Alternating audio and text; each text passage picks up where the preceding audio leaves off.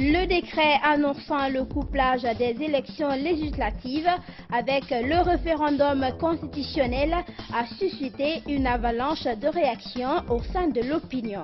Le Front national pour la défense de la Constitution se dit outré et promet d'apporter une réponse appropriée à ce qu'il qualifie de provocation de la part du chef de l'État. Le président de la commission électorale a animé une conférence de presse hier dans l'après-midi. Salif Kébé s'est essentiellement prononcé sur le report des législatives et leur couplage avec le référendum constitutionnel. Vous entendrez Salif Kébé au micro d'Alpha Ibrahima Touré. C'est tout pour le sommaire. Dans un court instant, les détails. Mesdames et messieurs, bonsoir et merci de nous rejoindre sur Gangan TV. Alpha Condé joue au chaud et au froid. Bien que jugé trop juste par certains, le report des législatives annoncé lundi soir avait commencé à décrisper le climat sociopolitique du pays. Mais 24 heures seulement après, le chef de l'État a signé un autre acte pour décréter cette fois-ci le couplage de ces élections avec le très controversé référendum constitutionnel auquel il tient apparemment. Ces deux scrutins à polémique auront lieu le 1er mars prochain. La vive allure prise par le chef de l'État dans son aventure constitutionnelle est perçue par le FNDC comme une provocation de plus. Sékou Koundounou est le responsable stratégie et planification du Front national pour la défense de la Constitution. Ansou Balobaldé l'a rencontré. Suivez. Pas de surprise au sein du Front national pour la défense de la Constitution FNDC. Les responsables de cette coalition anti-nouvelle constitution s'attendaient déjà à la décision d'Alpha Condé de vouloir doter la Guinée d'une nouvelle constitution. Honnêtement, c'est sans surprise que la coordination nationale du Front national pour la défense de la Constitution FNDC a appris au fait cet acte du président Alpha Condé. Il y a de cela une dizaine de jours, on était informés que les élections législatives devaient être reportées et couplées aux élections référendaires illégales et illégitimes. Et à travers cet acte pris par le chef de l'État, le FNDC prend acte. Sékou Koundounou qualifie la décision du président de la République de provocation à l'endroit du peuple de Guinée. Il rassure qu'une réponse de ce même peuple lui sera aussitôt renvoyée. Oui, on s'attendait, c'est M. Alpha Condé est dans un boulevard, il a décidé de défier le souverain peuple de Guinée dans sa dignité et dans son honneur. Nous le promettons que le peuple de Guinée s'apprête aussi à préparer une réponse idoine à cette provocation de troupes. Les marches pacifiques ainsi que la résistance active et permanente engagée par le FNDC n'ont pas freiné Alpha Condé dans sa volonté de doter la Guinée d'une nouvelle constitution.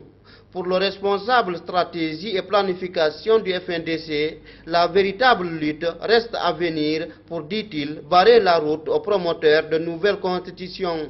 Nous vous informons que le 3e, le 4e round sont sur la table du comité de pilotage du FNDC en examen.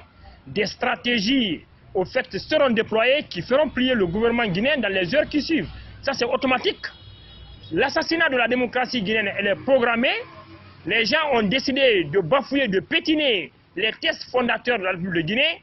Au prix de notre vie, nous userons de tous les moyens conventionnels, des traités, de la Constitution et des conventions pour les empêcher.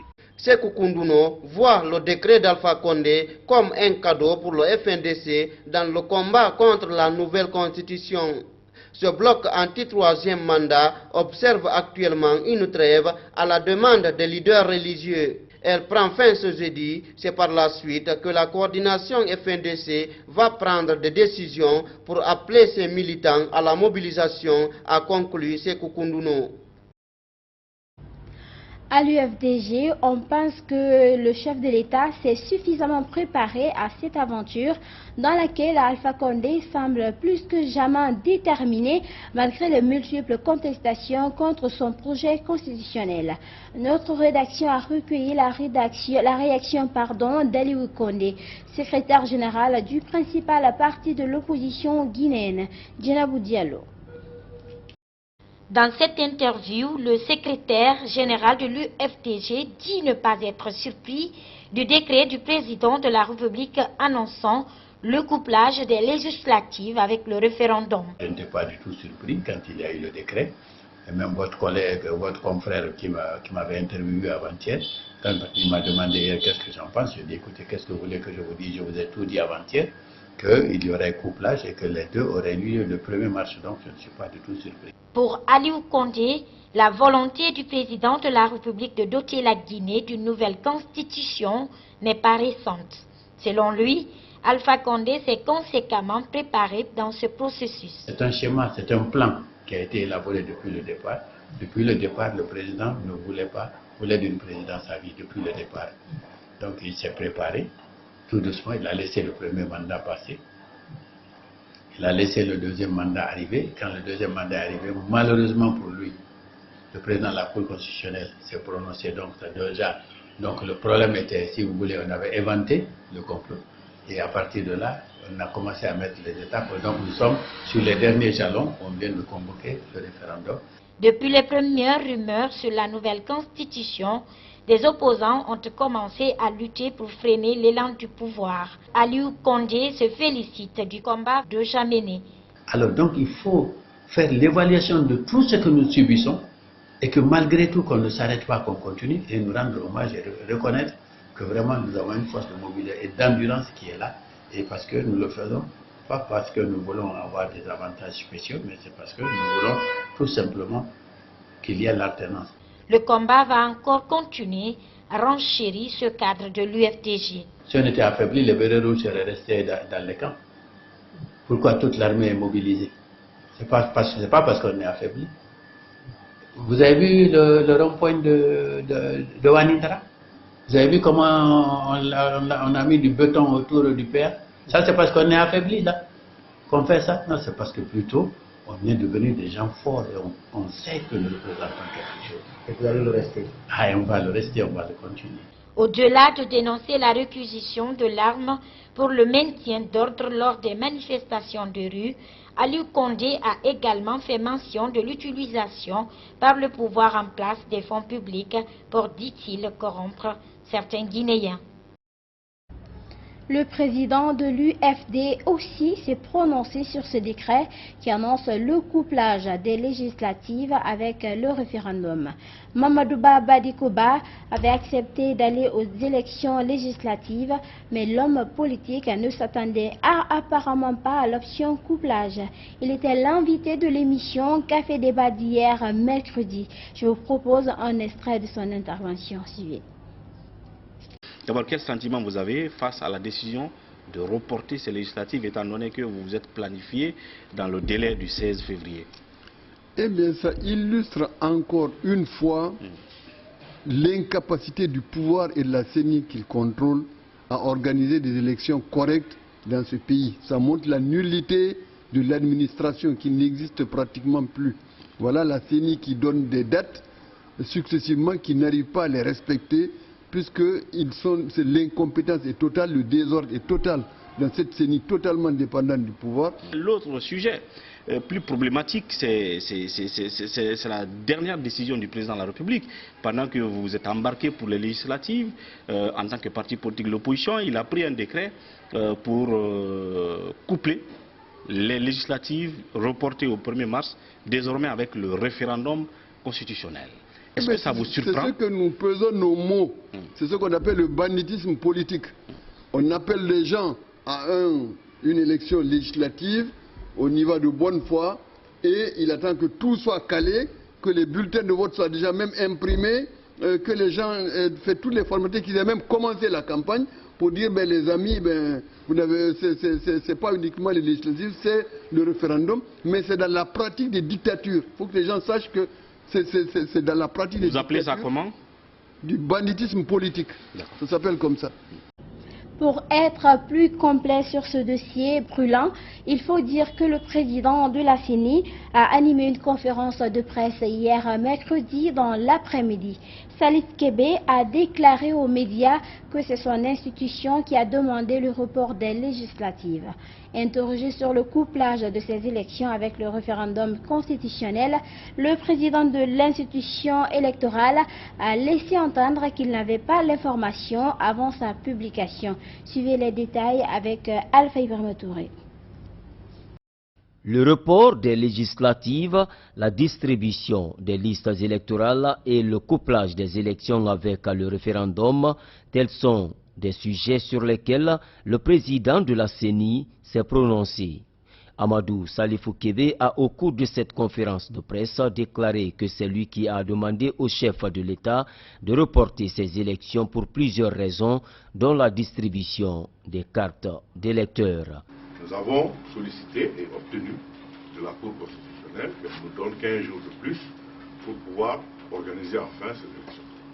Donc cet arrêt est tombé et nous avons immédiatement saisi le président de la République d'une demande allant dans le sens de l'organisation des élections le 1er mars. Et effectivement, le décret est intervenu dans ce sens-là. À la question de savoir s'il avait été consulté pour le couplage de ces élections avec le référendum, le président de la CENI soutient que c'est à travers le communiqué lu à la télévision nationale qu'il a aussi appris cette information.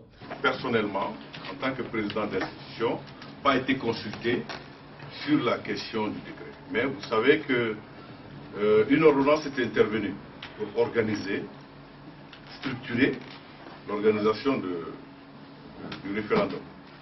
Mais dire qu'il va y avoir cumul, les deux vont être cumulés, c'est ce que je ne pouvais pas préjuger. Et c'est la partie seulement. Et là également, je l'ai appris que très tard la nuit, parce que je n'ai pas suivi le décret, j'étais encore là. La directrice du département fichier électoral a quant à elle livré les dernières statistiques concernant le nombre d'électeurs retenus à la suite du dernier recensement. Le corps électoral s'élève à 7 764 130. 7 764 130 électeurs, à l'intérieur comme dans les ambassades. Sur ce même fichier électoral, 58 885 mineurs sont radiés et 164 026 décès détectés avec certificat de décès selon la responsable de la direction chargée du fichier électoral. L'Organisation guinéenne des droits de l'homme était face à la presse mercredi matin. L'OGDH a dénoncé les multiples violations des droits humains en cette période de crise sociopolitique qui mine le pays. Mamadou Tanouba. L'Observatoire guinéen des droits de l'homme, dans une déclaration, a dénoncé le niveau atteint par les violences contre les citoyens opposés à la nouvelle constitution. Son président, Abdoulgadir Diallo, a égrené un certain nombre de violences enregistrées. Premièrement, les basses manœuvres qui consistent à tirer sur la ficelle ethnique pour mettre à mal des communautés qui ont toujours cohabité dans la paix. Deuxièmement, la violation par les forces de l'ordre de certains symboles traditionnels qui font la fierté des communautés, comme ce fut le cas à Pita, à Labé, où les domiciles du calife du Fouta et du grand imam de Labé ont été attaqués à coups de grenades lacrymogènes. L'incendie par des personnes mal intentionnées des véhicules à la casse de Dixine, réputé fief du RPG. Le constat fait par l'OGDH est inquiétant. La paix et l'unité nationale n'ont jamais été aussi menacées en Guinée que maintenant. Des députés de la République, de hauts cadres de l'administration et des leaders d'opinion multiplient des discours à caractère communautariste et incitateurs à la haine et à la violence. De jeunes désœuvrés en manque de perspective sont utilisés soit pour inonder les réseaux sociaux de propos appelant à la haine de l'autre, soit pour occuper les rues avec très souvent des extorsions de biens. Les forces de l'ordre de leur côté sévissent dans des zones réputées bastions de l'opposition en distillant des propos insultants contre des communautés accusées de soutenir l'opposition. L'Observatoire guinéen des droits de l'homme interpelle le président Alpha Condé. On parle de lutte contre l'impunité au sein de l'appareil d'État. Mais qui doit œuvrer à ce que l'impunité cesse? On entend le président de la République, dès qu'il y a des morts d'hommes, se précipiter à la télé et dire que ce n'est pas la faute aux forces de défense et de sécurité. Quel don il a pour savoir que ce n'est pas la faute aux forces de défense et de sécurité quand il n'a pas enclenché une poursuite ou des enquêtes pour permettre de comprendre de quoi il s'agit? C'est en ça qu'on se demande s'il est président de tous les Guinéens ou s'il est le président d'un clan. Ça, il faut se poser la question. Abdoul Gadiri Diallo dénonce ce qu'il appelle le silence coupable de la CEDEAO qui brille par son absence dans la dénonciation et la résolution de la crise en Guinée. Comme le disait tout à l'heure Mamadou Tanouba, le président de l'OGDH s'est insurgé contre ce qu'il qualifie de silence coupable de la part de la CEDEAO. Écoutez-le. On a souvent vu des prises de position fermes de la CEDEAO lorsqu'un président de la République a voulu tordre le cou à l'état de droit. Ça s'est passé en Gambie, lorsque le président Jammeh a voulu remettre en cause l'ordre normal des choses. C'est encore le président Alpha Condé et le président Abdelaziz qu'on avait désigné pour aller le pousser à sortir par la grande porte. Lorsqu'il y a eu les crises successives et à répétition en Guinée-Bissau, qui était le médiateur? La CEDEAO a envoyé qui comme facilitateur? Lorsqu'il y a eu d'autres situations, notamment au Niger, au temps de Tandja ou ailleurs, on a dépêché des missions. Même au Togo. Au Togo, qui était le facilitateur? C'était encore le président Alpha Condé. Pourquoi maintenant le président Alpha Condé est en train de tuer des citoyens guinéens et qu'on n'entende pas la position ferme qu'on avait entendue par le passé, quand c'était la Gambie, quand c'était la Guinée-Bissau, quand c'était le Togo, quand c'était le Niger? Est-ce que la CEDEAO est composée d'États de haut niveau et d'États de bas niveau? C'est la grande interrogation. Et puis cette rencontre de deux autorités morales qui va sans doute faire écho dans la cité. Le Kuntigi de la Basse-Guinée et le coordinateur de Halipoulard, accompagnés de leurs cabinets respectifs, se sont entretenus ce jeudi à Tanene, dans la préfecture de Dubrega. De quoi il a été question lors de cette rencontre? Élément de réponse dans ce compte-rendu signé Oumar Kondé. Cette rencontre a réuni les coordinations régionales Fulbe et Halipoulard et Basse-Côte-Labesséni chez le Kuntigi Serouna Souma à Dubrega.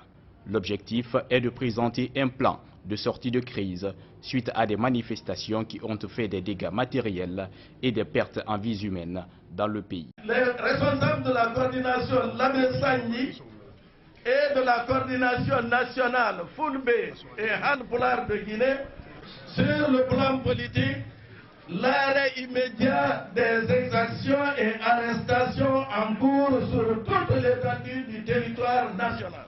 La libération sans condition de tous ceux qui sont illégalement arrêtés.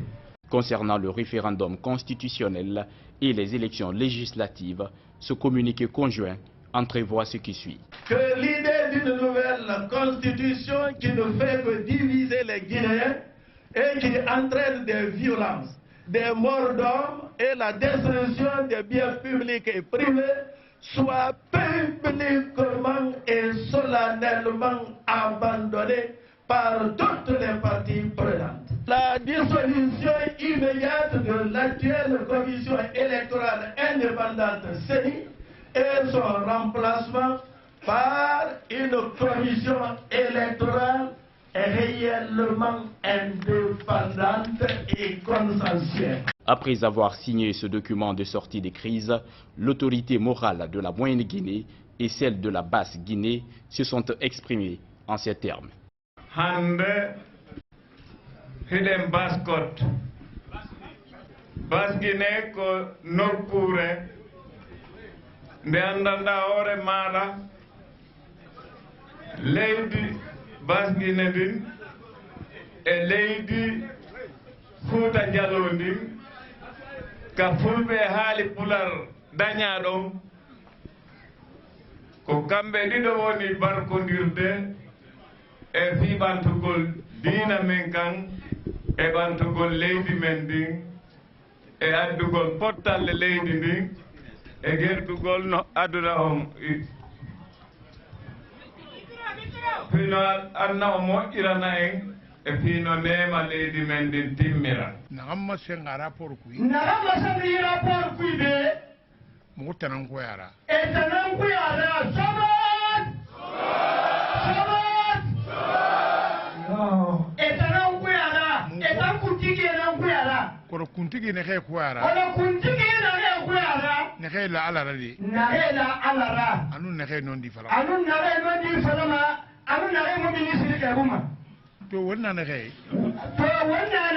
ina ga gire na wo mo ina ga gire na wo mo pogima afolo ko di gere folo di nda folo nye gere folo nde bo ya sho nde bo ya iso nda ne bon suwe kana nda ne bon suwe kana nda ne racisme nda ne racisme ya ka lu bo ki wono na yikine wono na yikine wona la tawi.